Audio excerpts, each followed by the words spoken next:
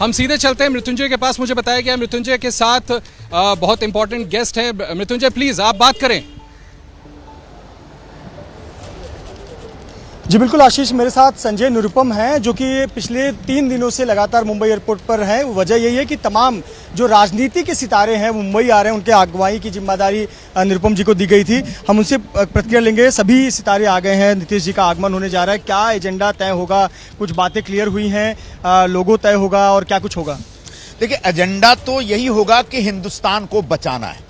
हिंदुस्तान के जो बुनियादी मुद्दे हैं, गरीब लोगों की रोटी का प्रश्न, किसानों के अनाज के भाव का प्रश्न और मजदूरों की जिंदगी और उनके पूरी नौकरी का प्रश्न, इन्हीं मुद्दों के ऊपर एजेंडा होगा। और आज कल जो महत्वपूर्ण बैठक है 10 बजे से लेकर के दिन में 2 बजे तक, उस बैठक में इंडिया का एक एजेंडा घोषित होगा और एक कोऑर्डिनेशन कमेटी बनाई जाएगी। और आने वाले 7 महीनों के अंदर इस भारत के स्वरूप को, विराट स्वरूप को इतना बड़ा बनाना है कि उसमें भारतीय जनता पार्टी कहीं एकदम नीचे दब जाएगी। कोई संयोजक और कोई चेहरा तय नहीं होगा? ये मुझे नहीं मालूम। जहां तक मेरी जानकारी है, हो सकता है मेरी जानकारी अधूरी हो अभी, शायद संयोजक की घोषणा इस मीटिंग में नहीं होगी, शायद आने वाले महीनों में हो सकती है। जी एक बड़ा डेवलपमेंट हुआ है, केंद्र सरकार ने एक विशेष सत्र बुलाया हुआ है 18 तारीख से लेकर 22 सितंबर तक का। किस तरह से देखते हैं इस सत्र को? अचानक से बुलाने का क्या तात्पर्य निकाला जाए?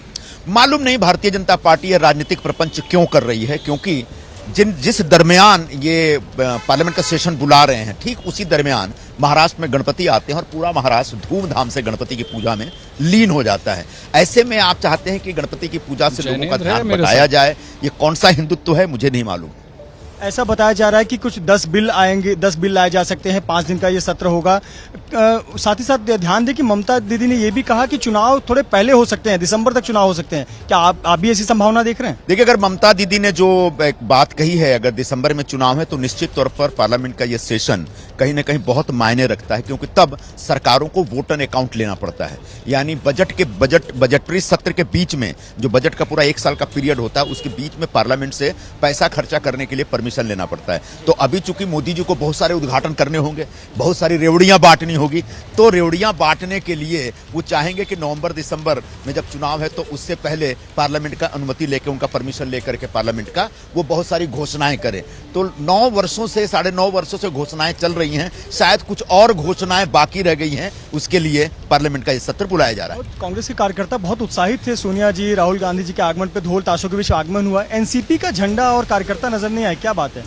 ये आपने अच्छा मार्क किया है। हम लोगों ने तो एनसीपी के लोगों को बोला था, लेकिन थोड़ा सा भी उनकी अपनी इंटरनल क्राइसिस चल रही है। लेकिन ये कि आपने ध्यान दिया होगा कि शिवसेना और कांग्रेस दोनों ने मिलकर बहुत भव्य तरीके से इसका आयोजन किया। और ऊपर भी जब सोनिया जी और राहुल जी आए तो शिवसेना के 3-4 आमदार थे, जो विधायक थे, उन्होंने उनका स्वागत किया, अनिल प्रभु वगैरह थे। तो निश्चित तौर पर 2 पार्टियों का जो मनोमिलन है वो तो बहुत मजबूती से हो गया है। उसमें एनसीपी भी शामिल है, लेकिन कार्यकर्ता थोड़ा इधर उधर बिखरे हुए हैं। आने वाले दिनों में आदरणीय शरद पवार जी उसको भी ठीक कर लेंगे। बहुत बहुत शुक्रिया हमसे बात करने के लिए निरुपम जी, जिन्होंने बहुत महत्वपूर्ण बात कही। जैसे ही घड़ी का काटा दोपहर 2:30 पे आए, बबीता जी का दिल सास बहू साजिश के लिए मचल जाए। और ये है इनकी बहू, पूरे दिन ऑफिस की टेंशन हो जाए गॉन जब ये करें अपना फेवरेट शो फ्री टाइम पे ऑन। इनकी तरह आप भी देखिए अपना फेवरेट शो अपने टाइम पर और डाउनलोड कीजिए एबीपी लाइव ऐप अपने स्मार्ट टीवी पर।